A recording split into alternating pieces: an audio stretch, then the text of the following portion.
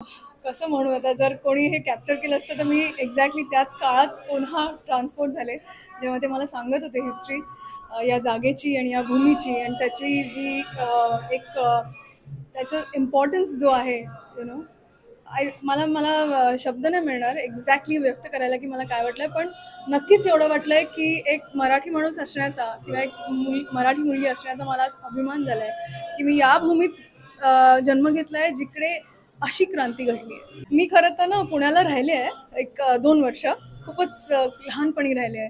तर आम्ही तेव्हा आई बाबा आणि मी आणि माझी बहीण आम्ही इकडे जनरली असं यायचो फिरायला, पण मी कधीच इकडे आता मला लक्षातही नाही, मी खूपच लहान होते.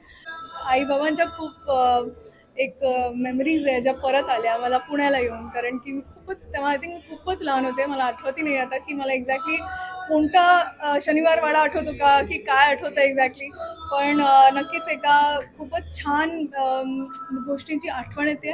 आणि एवढा मोठा सण आहे आपल्या मराठी लोकांसाठी आणि तो खऱ्या अर्थाने इकडे मला दिसून आला आहे. मुंबईला आहे, नक्कीच आहे आणि पुष्कळ ठिकाणी नक्कीच खूप गाजावाजा असतो गणपतीचा, पण पुण्याला जी खरी मजा असते म्हणजे आता मला इकडे यायला 1 तास लागला आहे, कारण की मध्ये लेझिम चालू होता, ढोल चालू होता आणि आपले सगळे मावळे ऑलमोस्ट किल्ल्यावरून खाली आले असं मला असं वाटत होतं. सो खूप खूप मनापासून मला छान वाटतं. मी बोलायला असं म्हणत नाहीये, पण खरंच छान वाटतं. असं वाटतं माझं दिवाळीपर्यंतचं जे एक मजा असते ना सणाची, ती पूर्ण झाली आत्ताच.